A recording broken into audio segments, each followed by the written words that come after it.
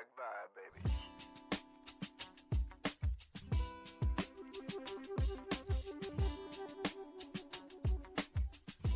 Welcome to the Cup of Joe Show, where we explore the journey of recovery from alcohol and drug addiction.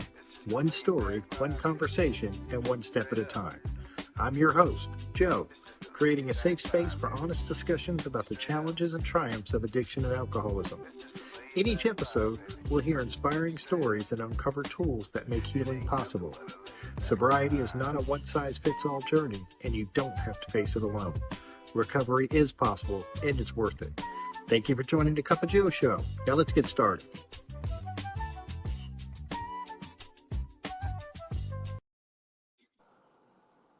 Welcome to the show. I'm your host, Joe, and I'm really excited today. I have a good friend of mine, Debbie N., who is going to share her experience, strength, and hope with us. And how you doing, Debbie? I'm doing pretty darn good today, and yourself? Not too shabby, not too shabby. I'm really grateful that you've come on to share your story. You know how much I love you, so I think people are going to get a lot out of it. So I really appreciate it. And I'm going to start by reading a little bio, if that's okay with you. Go for it. Go for it. All right. Debbie N. has been sober for more than 14 years, since September 21st, 2010. She was born in Pittsburgh, Pennsylvania. Go Steelers. Yes. And has one older sister. Debbie has been married to the same great guy since December 1978. That's 46 years for those you doing the math at home. Continuous. Together, they have one daughter. Debbie also has a generous heart and has given many cats a loving home over the years. So, welcome, Debbie. I guess to kick it off, tell us a little bit about growing up in Pittsburgh. Well, I grew up in a suburb of Pittsburgh. I am the youngest. My sister is 6 years older than I am. It presented a lot of trials and tribulations growing up. I could never understand why I could not go and do what she was doing, and she was very resentful at me and my mom because my mom would make her take me with her and her friends. I remember one time her putting my head on the carpet and locking my braces into the carpet. We were a loving relationship that really actually changed.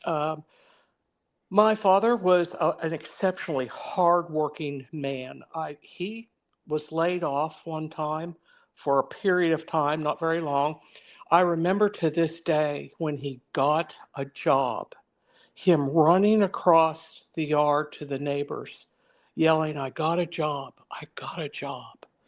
His work ethic was unbelievable, all the way up until the point where he was terminally ill with cancer. The man never missed work. Wow. He was somewhere in the neighborhood of 11 to 13 kids in his family. We all lived in this little bitty town, and he never associated with any of them other than my aunt and uncle. And my uncle became pivotal in my growing up. And I never really met any of them. His mom was a cook on a riverboat, and his dad was from Germany, and his dad was a functioning alcoholic also. It is generational. Yes. My mom had, she had 4 sisters. They were split up at a very young age. 2 of them went with, I call her my grandmother, but she was actually my aunt. And I still remember a photo of her, those sepia type photos, they're kind of a teeny, anyways, sitting on the front step of my grandmother's home. And I can see to this day the look on that child's face of rejection. She had one sister with her who was kicked out of the house when she was around 17 because she became pregnant out of wedlock, and you just didn't do that back then. Yeah. What would the neighbors think? The other two sisters, nobody knows. Nobody knows. So she was kind of a practicing victim and martyr. Okay. I inherited both the alcoholism and the victim martyr from All right. both of them. A deadly combination? It was. It was. I took my first drink in Pittsburgh. I guess I was maybe in the 7th grade or so.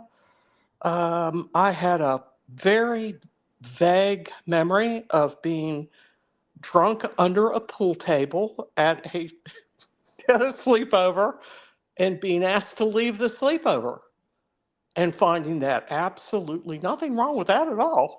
Right. How could they not want me here?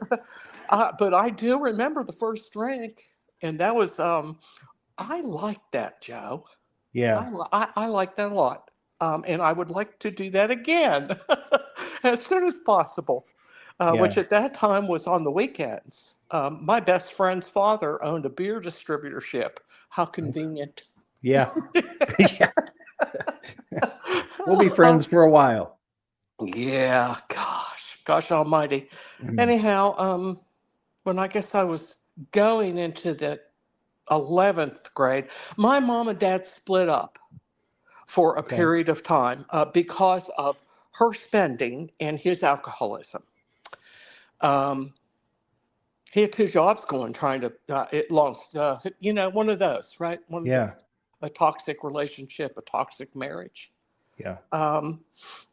And we moved into an apartment. My sister was with us at that time. She had gone into college. I was going into junior high. My mom used me as kind of a pawn with my dad. He lived over a bar in downtown Pittsburgh. I have to say, I met Joe when he was coming out of treatment and I was still sort of semi in treatment. We met through a Pittsburgh Steelers shirt. We sure did. We sure did. It was one of my God moments. Yeah. And, we were like Ron John Surf Shop. Our shirts are everywhere. That's true. That is true. Oh, gosh. Anyhow, we moved into this apartment for a period of time, and that was rough for me. I was a teenager. I was hormonal.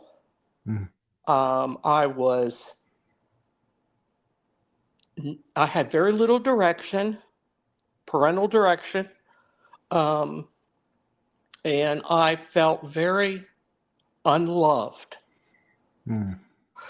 My solution to that was to have stellar grades. I am a good student.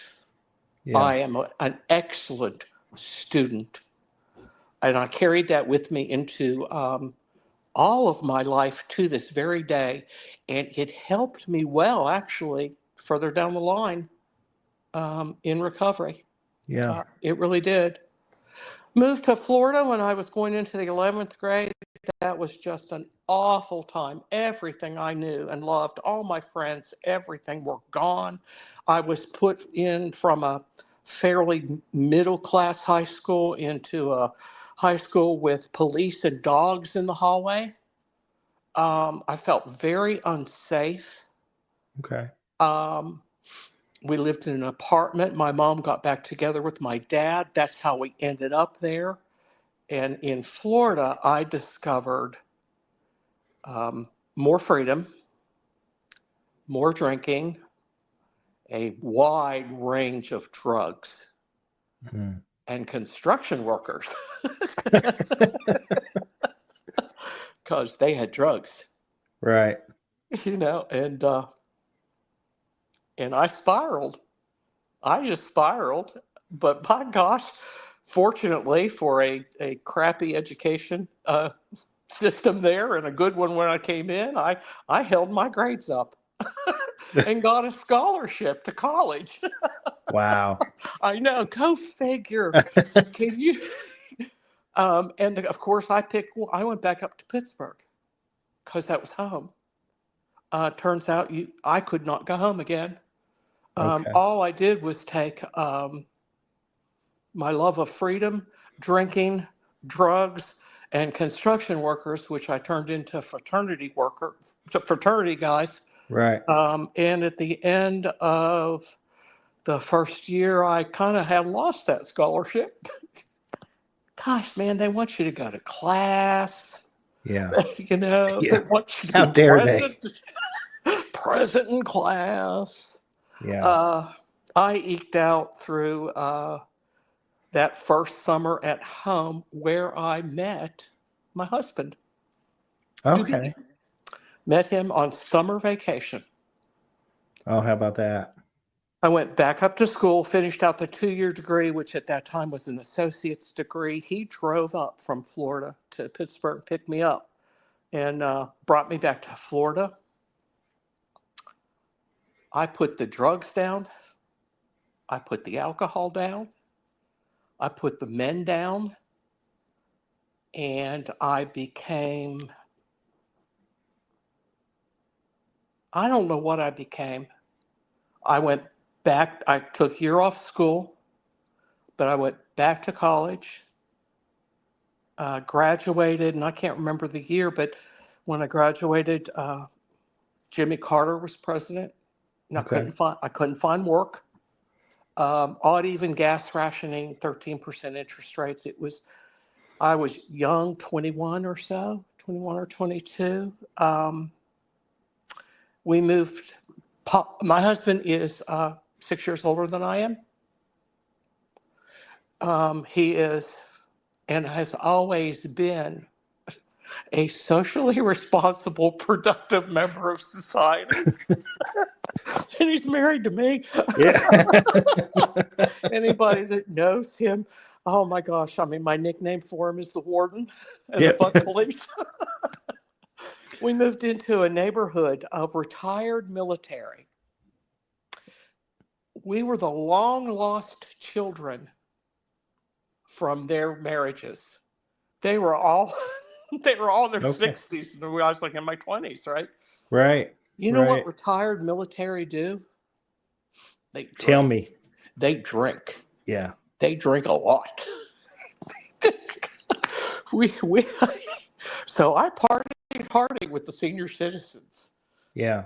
and Paul went to work. Oh, Lordy. I could So, not find work. Interest rates were awful. We were both trying to sell real estate. We packed up and we moved to Dallas. We both got jobs. I put everything down at that point. And I became a socially responsible, productive member of society. and how old were you then, Deb? What was that when you guys were in Dallas? Well, gosh, the years, they blend together. Yeah. We lived in Dallas twice. I don't know how old I was, Joe. I was Okay. younger than I am today. Yeah. There you go. The second time, well, let's see, it must have been around 76 or so, because we lived in Dallas for about 4 years, and he worked at that time with General Electric, and we were transferred to, Oklahoma City, and then the bottom fell out of the oil industry, and we were transferred back to Dallas. So we were a year in Oklahoma City, and then we were transferred back to Dallas. I became pregnant in Dallas that time, went back to work for the same company again, lived in Dallas again. We lived there for about a year, and then we were transferred to, I'm just going to make this real short, okay? Yeah. My daughter was conceived in Texas. She was born in Missouri, and she spent her first birthday in Birmingham, Alabama. Okay. We moved every year. Wow. The chaos of moving, unpacking, it was the adventure that I was missing in my life. I don't regret any of it at all. Yeah. We went, wherever you go, there you are. But I didn't know it at that time. It was fun seeing different states. It was fun.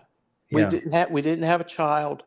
Um, he was moving up in GE. Um, when my daughter was born, we went to Birmingham, where she turned a year old. We were transferred from Birmingham to someplace else before we ever got our furniture. And Wow, I that's quick said no. moving. Yeah, and I said no. I remember what it was like moving all the time. My resume, they always ask me, do you work, is your husband in the military? Yeah. Um, I did not want that for Amanda. I just did not. Yeah. We ended up moving to Albany, Georgia, uh, where we lived for about maybe 4 years. And we moved here to Knoxville in 92. Okay. And in 92, I mean, we literally lived here maybe less than a month. Um, and my husband was out of town. And I sat down at the dinner table and I could not get up. I can still remember the physical pain, unbelievable. And I knew one person here. I had met her in Albany, and I called her. I found somebody to watch my daughter, and she took me to the ER, and they treated me, and I went home, and by 3 in the morning, I could not walk. I was, oh my goodness, my goodness. Oh my goodness. And I called my husband, told him what was going on. He ended up coming home, and he was scheduled to that afternoon. He took me back to the ER, and they gave me a shot and a script, and I had come home. Right. I can remember pulling the how they have the list of side effects from the drug. I remember pulling that out of the bag and looking at those side effects, and there it was in black and white. Exaggerated sense of well-being. Oh man, holy cow. And I was off. Yeah. And I was off. I controlled it. Well, I thought I did, you know. Yeah. Oh boy. So from 92 to 2010, and I read this morning. I'm going to steal it. I don't know who the author was.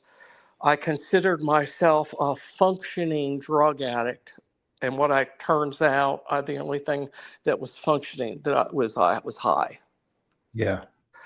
The time frame in between doses went down, the strength went up, the delivery method changed, and the only constant in my life was I just could not imagine not having it. I told myself it was for pain. It may have started out that way, but the effect it has on me is not the effect it has on my husband. Right. I love watching him. He's had a lot of surgeries lately, as you well know, and Yeah. I love watching him when he takes opiates. He has the normal reaction. He goes to sleep. I'm like, what's up with that? And What kind of a partier are you? and I can recognize my addiction. He'll wake Yeah. up. He doesn't come to. He wakes up and he'll say, "Oh, I don't like that. I'm not going to take that anymore." And I'm like, I'm like, oh my gosh, no! What if you have pain and you're a big man? You need two. And Yeah. I might have a Yeah. problem. I can laugh at that now because I survived it. Right. I've had a couple of close calls in my life. In 2007, I was at a La-di-da event, and I couldn't cut my meat, and I picked the glass of water up, and it went right through my hands and onto the gown of the woman next to me. And my husband thought I was having a stroke, and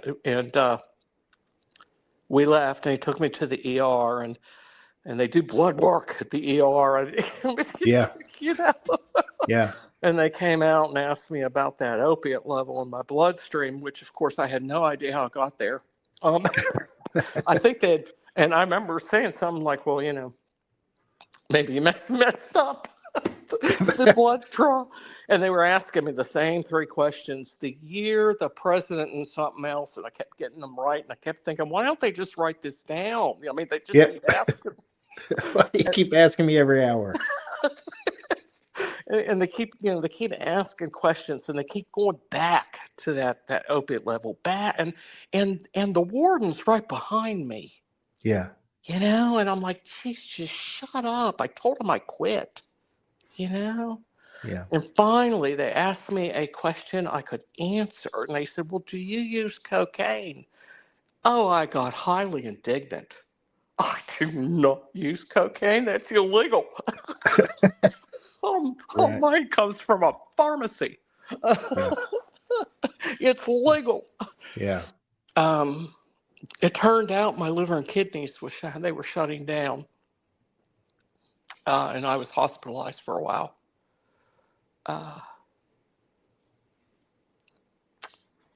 And I lived. Yeah.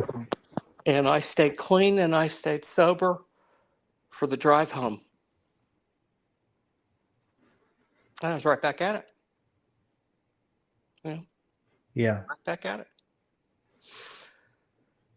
So it was hidden from you. I mean, you were able to hide it for a long time from your family.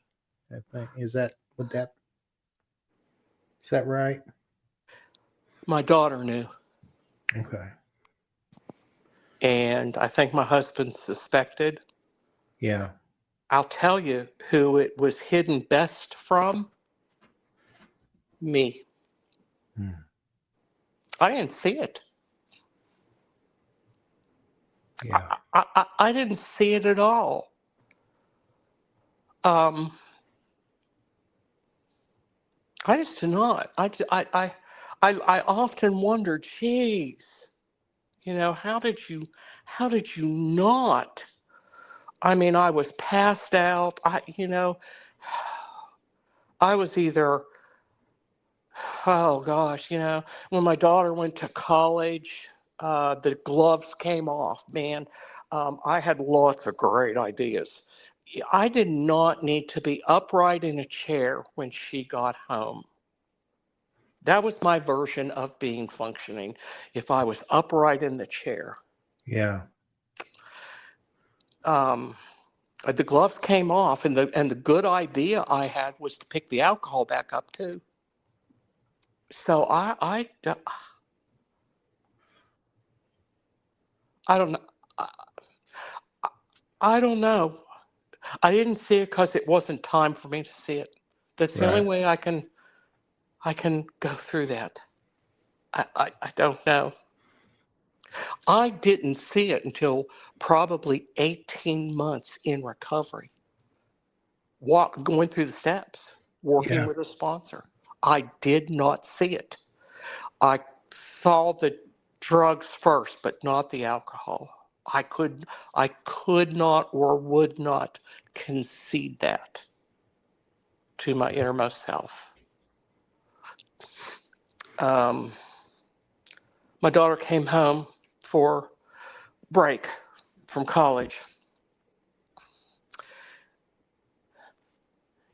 Sometimes people in one program say they may not have a problem with the substance of another program.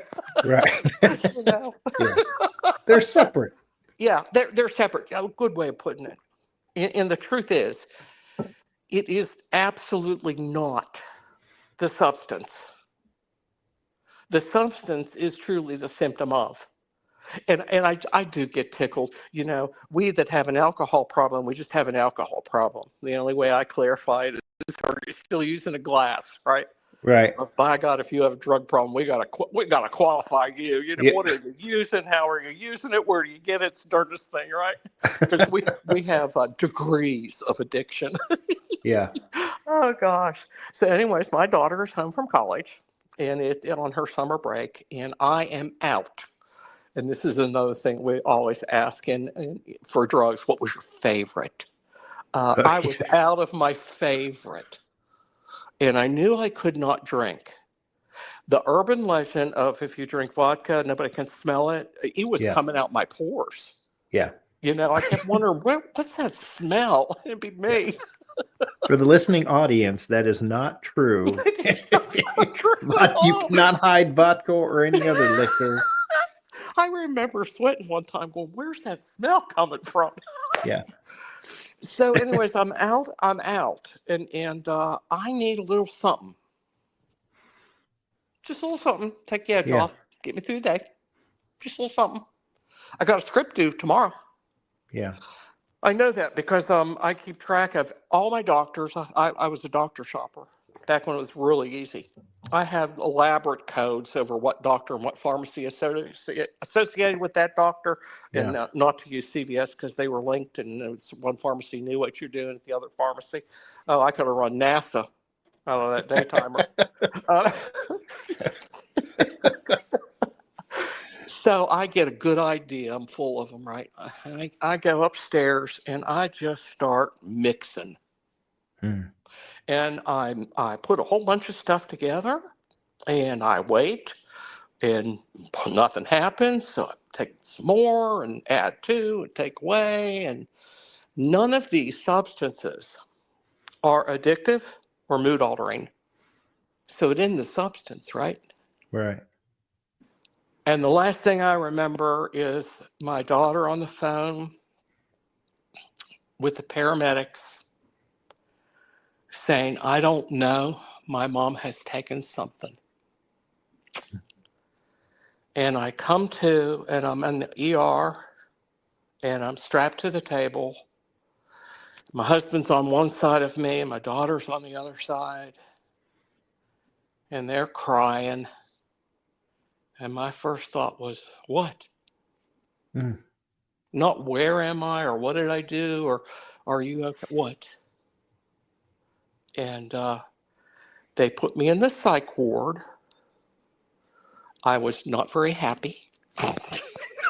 Right. Who would be? um, Made my husband stay the night. I was really not happy then. Yeah. And told me I might have a problem and I should maybe get help. And I said, yeah, I think you're right. And I just might do that. I am. I'm going to do that. I'm going to get help. I'm going to quit. Hmm. And I stayed clean and sober for the drive home. Yeah.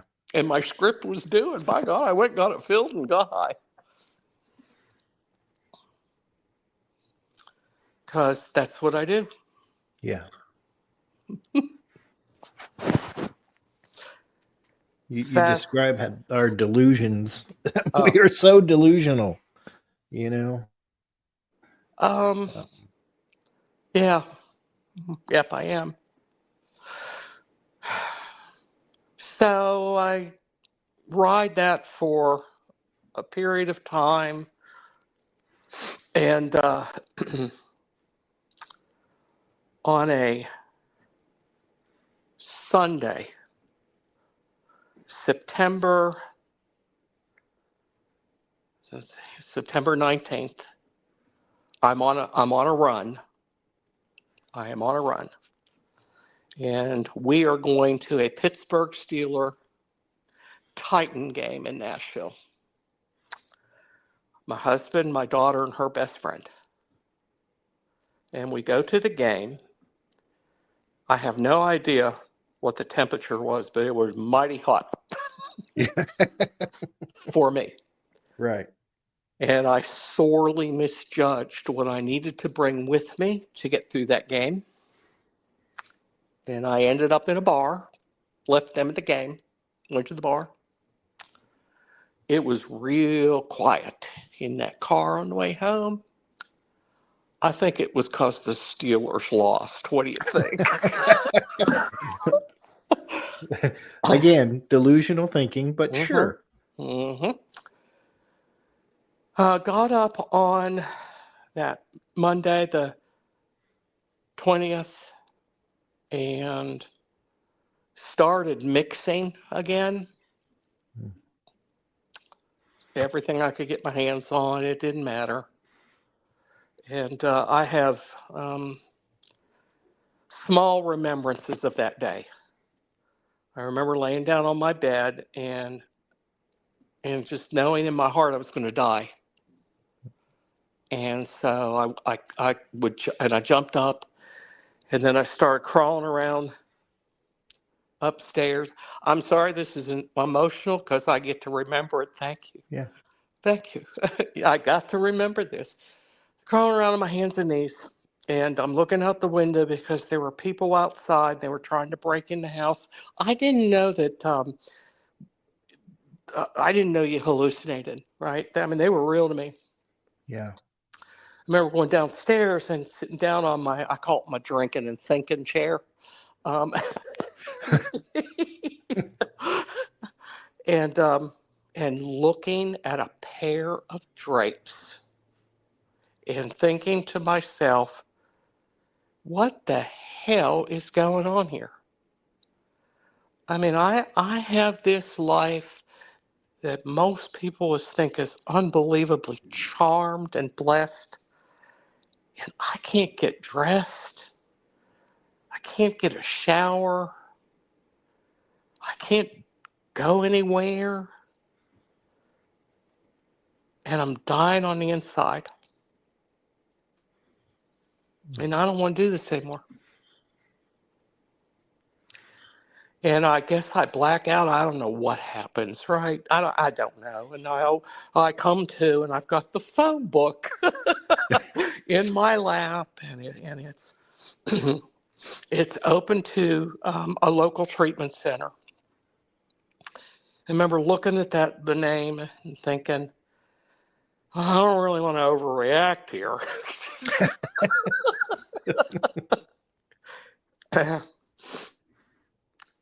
So I call my sister in the middle of the afternoon in Dallas, no regard for what her life is like or she's at work. And I'm like, do you think I have a problem with drugs?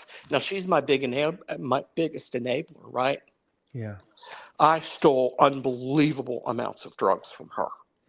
I said, do you think I have? Because I'm not real sure, right? I'm asking you. People ask you. Most normal people don't wonder this kind of stuff. They just know.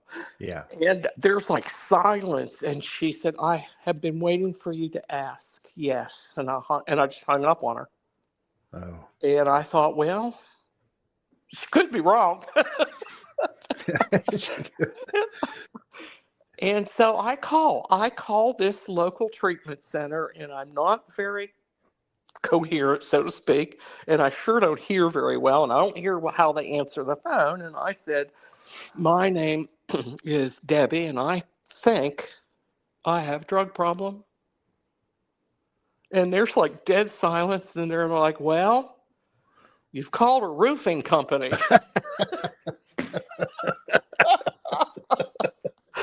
And I hang up the phone, and I'm like, how hard is this? But something within me made me make a second phone call. And I checked myself in. I called my husband right after. And by now I don't know where I am in my head, but again, it's the middle of the afternoon. The poor man's at work. And I'm like, so when no problem here. But so like when you get home, I think I'll go to this treatment center. Like I'm going to a spa. Yeah. And let me tell you, by the time he got home, I had I had made a big mistake. And I'm like trying to well, let me think about it. I can just quit. And he was pissed. Yeah. And he said, get your shit and get in the car. Well, I'm not packed. Just get your shit and get in the car. Yeah. And he dropped me off, and he went one way, and I went the other way. And right there in the foyer on September the 20th of 2010, as a functioning drug addict and alcoholic, I promoted myself to counselor. Right in the lobby before Right you there in even the got lobby. in. There was another guy checking in, and I got up and went over and sat down next to him. I said, why are you here? He said, I drinking alcohol. I said, when was the last time you had a drink? He said something like 8 days. I said, you don't have a problem. Wait, 8 days, you know. Yeah. And the journey began. Mm. I was less than a stellar patient, but I was very good at reorganizing the way they ran that treatment center. Um, Yeah. One of the counselors asked me, they said, have you ever been in a treatment center before? And I said, no. And he said, well, for somebody that's never been in a treatment center, you sure have a lot of good ideas of how it should be run. And he was, of course, being facetious. Well, I didn't know that because, Yeah. I mean, really, they just have the bulletins boards wrong. You know how it was over there. I mean, Yeah. I was there for 34 days. At the end of like probably 28 of them, I didn't realize there was a second hallway. The Right. place is the Right. size of a postage stamp. Yeah.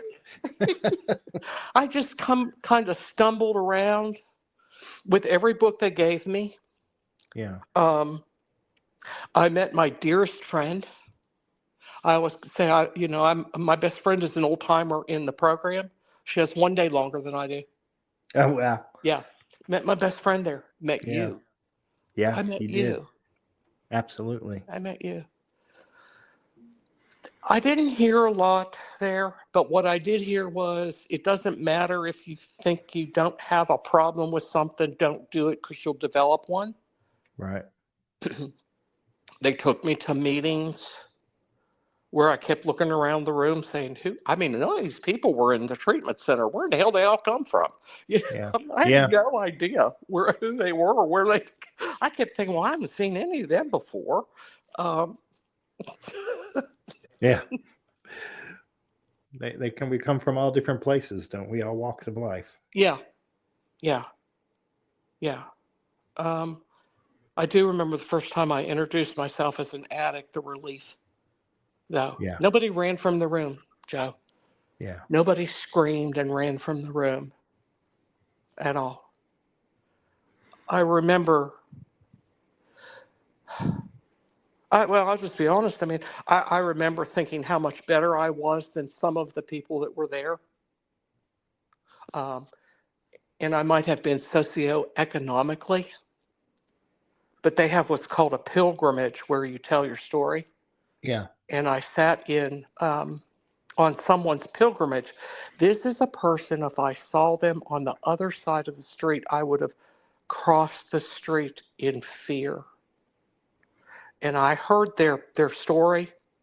I get teary-eyed on this too, because, oh man, I was embarrassed to sit in a room with that man after what he had been through in his life. Yeah.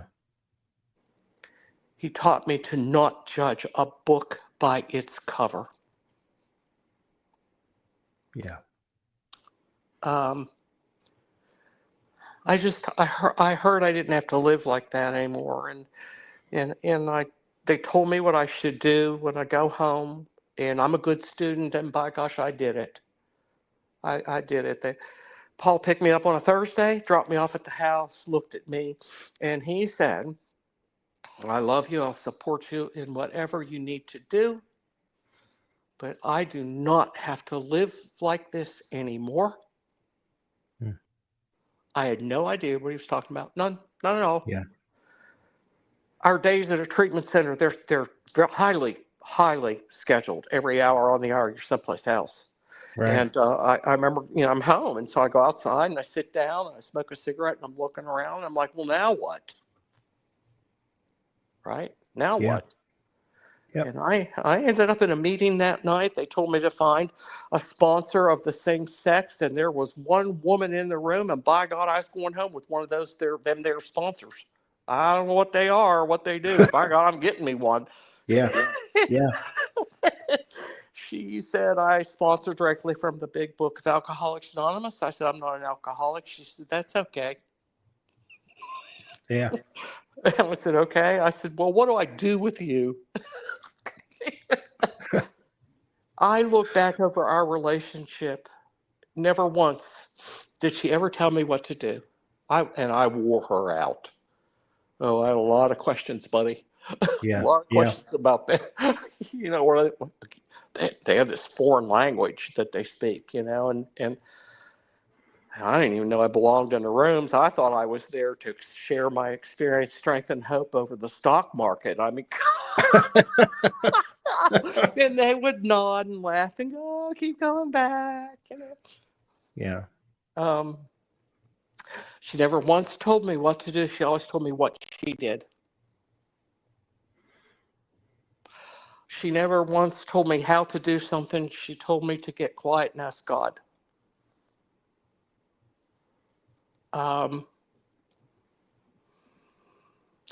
She told me some of the pitfalls that she had in her sobriety, but I do remember her saying, from this day forward, relapse does not have to be a requirement. From this day forward. Right. So if it's your first time in the rooms, welcome. If it's your 30th time, welcome back. From this day forward, relapse does not have to be a requirement. And I bought it hook, line, and sinker. Went into the rooms. There were a whole bunch of people sitting on the wall. You were one of them. America's Most Wanted. I called that wall. They're all laughing. They're all joking. They're all having a good time. And I am mad as a hornet, and I do not want to be there.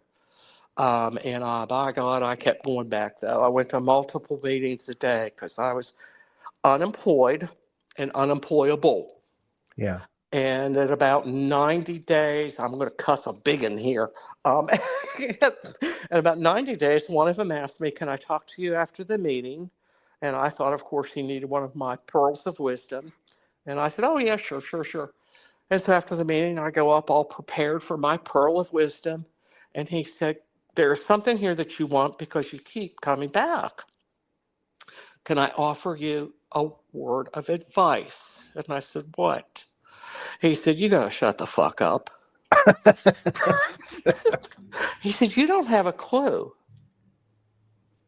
He said, you don't know why you're here. Well,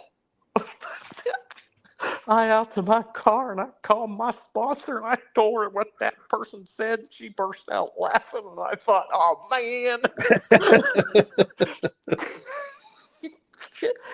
And he and I became really good friends after that. He was so right. I didn't know I was there. Yeah. Not at all. Not at all. After a period of time, I began sitting on the America's Most Wanted wall, laughing and joking, carrying on. It was a good wall. God has put people in my life that if I'm present in the moment, they will say something that will change the course of my life. I believe that in my heart. I believe that in my heart. Yeah. I hear one out of 16,000 phrases, but the one I hear is the one I need to hear. Mm-hmm. Yeah. Mm-hmm. And by God's grace, I had a lot of really good friends, like you are one of them there, Jose. I have not had to take a drink or a drug since the day I walked into that treatment center, September the 21st of 2010. Wow. I have had a mood-altering substance twice in my recovery. Yeah. Once about 7 years ago, and once, and I can eat December the 17th of this year. I had surgery. I Yeah. am crystal clear with doctors and nurses. My recovery, my life is at risk. That's the first thing that they know when I go into the room. I do not play games with this. Yeah. I do not play games. And a lot of the medical profession really don't understand people like me. You know, they don't. Yeah. They couldn't, because they wouldn't understand if they took 400 hours in it. They don't understand what I'll do to get loaded. They just do not. Yeah. So I was very clear with them about pain medication after surgery, and the person flippantly, it was not the doctor, but somebody else flippantly says, well, sometimes you got to do what you got to do, and walked out of the room. And I was like, well, I'm sure. And so I remember coming to in recovery room there and thinking, not a lot of pain going on. And she came over, the nurse, and she says, this will help. And she gave something to me in the IV bag. And I was like, oh, damn. Yeah. Buddy, there it is. Yeah. Holy cow. Ooh. And I said, what did you just give me? And she said, fentanyl. I was like, you bet. And I'm like, oh, and I'm like, well, now what do I do with that? Yeah. So I text my dearest friend with 1 day longer. And I'm like, I think I'm high. And she texts back and she said, you are. Our lives are so parallel. She had Yeah. had surgery, a couple of Yeah. months before me, and the same thing had happened to her. And I said, well, what do I do with that? And she said, well, you're talking about it. Yeah. She said, are you going to go out and get some more? I said, no. She said, do you want to go out and get some more? I said, maybe. Yeah. And she said, well, there's the honesty. I said, okay. I said, well, what do I do? She goes, the only thing you do at this point is enjoy the ride. Yeah. Talk to your friends. And so I called people and looked at Paul and I said, hey, I want to let you know I'm high. Yeah. She's alive and well within. Yeah. Yeah. Yeah. Yep.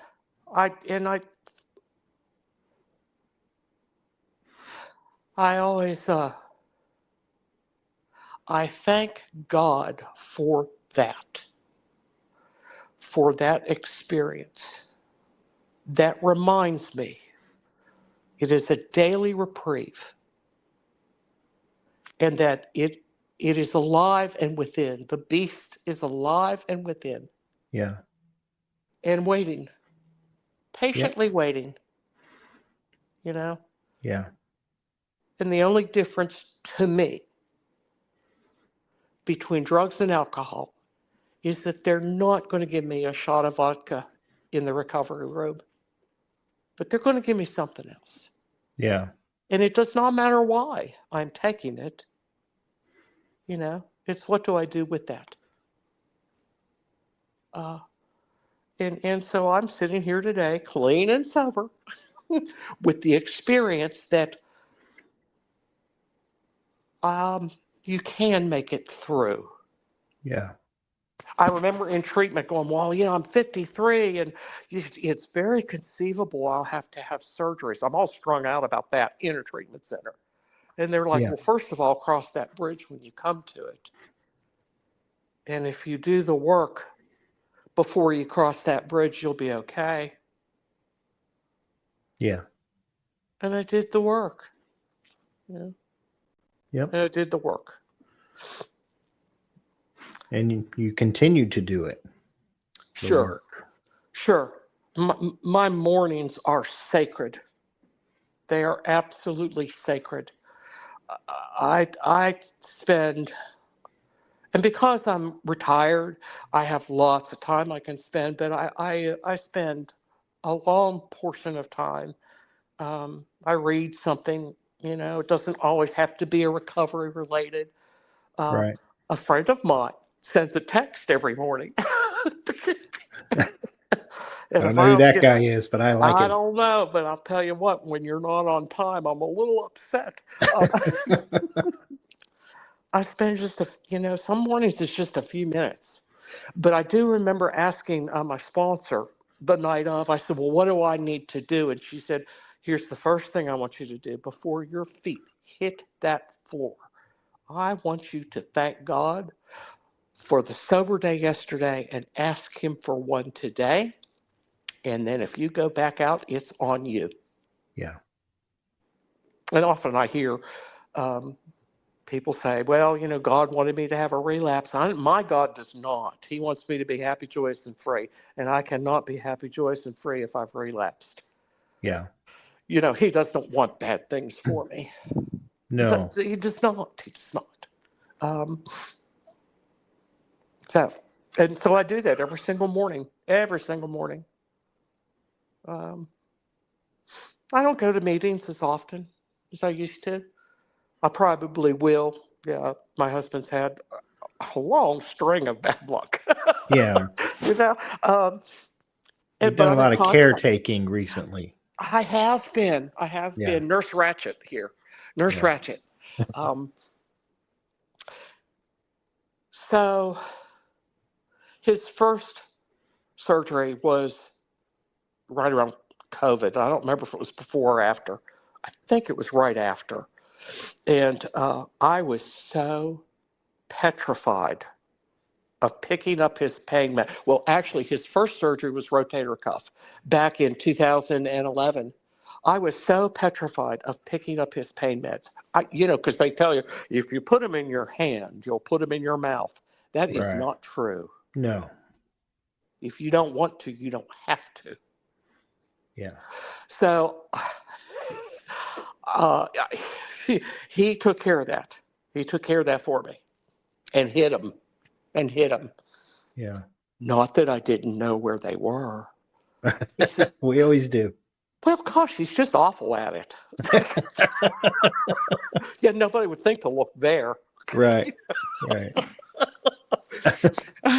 Fast forward, a lot of work, a lot of living, a lot of prayer, a lot of meditation, a lot of good friends, a lot of laughter, and I catch myself with the first big knee replacement right after COVID, and the guy's an absolute wuss when it comes to pain meds. He just doesn't like them, but he needs them, and he does want them, but only.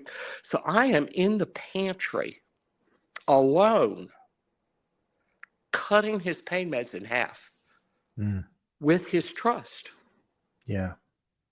right? With his trust. And all of a sudden, I'm just like, wow.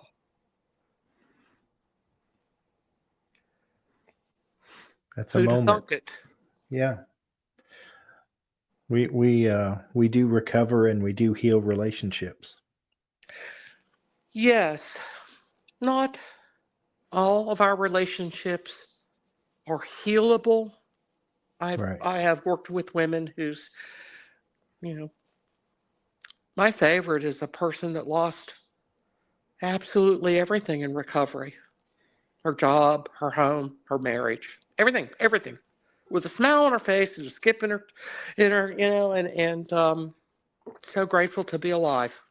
Yeah. Uh, you know, uh, I wow. Yeah. Yeah. Wow. It's a good Wow. way to describe it. Yeah. It cannot be missed. I think that's what the book says. It Yeah. cannot or it should not be missed. Yeah. For One of my sure. first sponsees died Yeah. and took a piece of me with her. I got to, because a Yeah. friend of ours just passed away, and that was his favorite Yeah. phrase. I got to write a letter to her mother.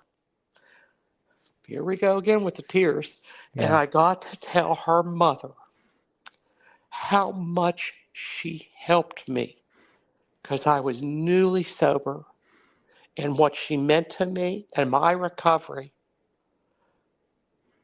and how there is a hole that she left behind. I got to do that. Yeah. I'm a mom. I remember starting to let her out. I'm sorry, or I say, hey, I mean, what does one mom write to another that's lost their child to addiction? You know, by God's grace. Yeah. By God's grace. Powerful stuff, Deb. What I forget sometimes. we do. We have a tendency to do. Yeah. But Yeah. what advice would you give to someone who's currently struggling and maybe considering recovery? I would say if you're considering recovery, give it a shot. See what happens, right? Yeah. See what happens. They always say the misery can be refunded at the door. Give it a shot, you know. In the very beginning for me, just making it through the next 30 minutes was a big deal. Yeah. A big deal.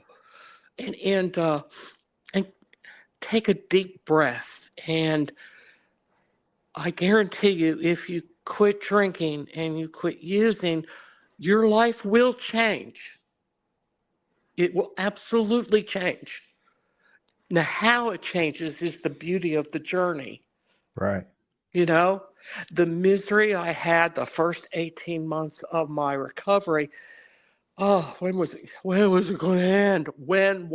I don't know when was changed. It just did. Yeah. And I don't think it changed. It did not change. I still have the same family. I have a different house and a different car. Yeah. You know, other than that, I still have the same identical life I was pissing away. Yeah. But I don't feel like I'm dying on the inside. And I know I'm not alone anymore. And so if you're thinking about trying this or coming back, man, use the phone. And I'm going to tell you a story about why you should use the phone. I'm out in Dallas and I'm with my sister goes to the store. She's my big enabler, huge enabler. And I'm sitting outside smoking a cigarette and I think to myself, I wonder if she still keeps that stuff in her bathroom. Oh, you know, in the linen closet, behind the door, on the second shelf, in the Tupperware container, the back left-hand corner. Now, I know what I'm doing. I know exactly what I'm doing, and I cannot stop it. I cannot stop it. And so here it comes. Here it comes. I'm just going to go take a look. I look back, and the truth is, I'm going to get high. But I don't know that. The lie I tell myself is I'm just going to go check. Yeah. And I get up and I start walking across the living room floor and my telephone rings. And it's a woman in the program and she is taking a drink. And I sit down and I talk to her for about an hour on the phone. And I do not get high and I don't know where she is. I've never heard from her again. If you are thinking of going back out, pick up the phone. You could save somebody else's life, not just yours. Amen. Geez. You know, I remember, gosh, damn. I still, well, all right then. What do you do with that kind of stuff? You pass Is it odd or is it God? Yeah, right? You pass it along. And if people believe you, fine. And if they don't, fine too. Yeah. Yeah. Oh my gosh. I'm still in awe over it. And I want to thank you for asking me to tell my story here, because when I tell my story, I get to remember it. Yeah. All the warts, and I get to remember all of it. Well, the parts I can. Yeah. Well, enough parts. And I appreciate you sharing your story and Very powerful. Oh, Very man. powerful. It's just my story. We all have exceptionally powerful stories. Oh, we just do. We just do. I would never have found out how judgmental I was if it had not been for that fellow in a treatment center. Yeah. We are all, I remember one of the counselors says, write this in the front of your book. I am a worthwhile, lovable, fallible child of God. And I had that was the biggest psychobabble I'd ever heard. And my gosh, he was right, man, Joe. Yeah. We are all worthy of Absolutely. recovery. And you do not have to have the God of my understanding. Nope. Just a power greater than yourself. That is it. Yep. That is it. And you're the one that told me you and I together are powerful. We are a power greater than just me. Yeah. Don't go it alone. It is no fun to do this journey alone. Why bother? I mean, Yeah. It's too much fun to do it. You got to do it together. Oh, we're together crazy. We can. We're absolutely crazy. We're certifiably crazy in recovery. We sure are. Oh my gosh, yes. Well, listen, before I let you go, I have my rapid fire questions. And so I'm going to throw them at you if you're ready. Okay. All right. What is your favorite recovery slogan?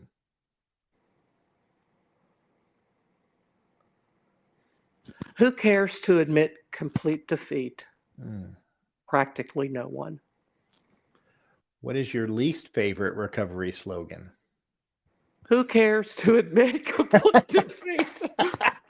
Practically no one. What do you think is your sobriety superpower? Oh, God. Yeah. If you could say one thing to your former self, what would it be? It's okay. What song do you play to lift your spirits when you need a boost? I don't listen to a lot of music, but anything by Frank Sinatra will work. If you could grant yourself one wish to help with your recovery, what would it be? Relax. What step do you love the most? 11. What step do you love the least? 9. What is your favorite curse word? Oh, there are just so many. Shit. And if heaven exists, what would you like to hear God say when you arrive at the pearly gates? Well done. Wow. Well done, Deb. Well done.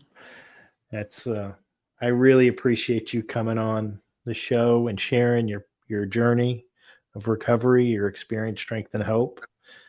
And I know that people will get a lot out of what you had to share today. May the peace be with you. And you as well, my friend. Have a good day. You betcha. It's just a laid back vibe, baby. We hope you enjoyed today's Experience, Strength, and Hope. We are so grateful you decided to join us. Please share this episode with someone who might need it. Also, don't forget to like and subscribe. Remember, no matter where you are in your recovery journey, you are not alone. Reach up and reach out to someone. Please do not suffer in silence. Until next time, let's take it 1 minute, 1 hour, and 1 day at a time. Thanks for listening to The Cup of Joe Show.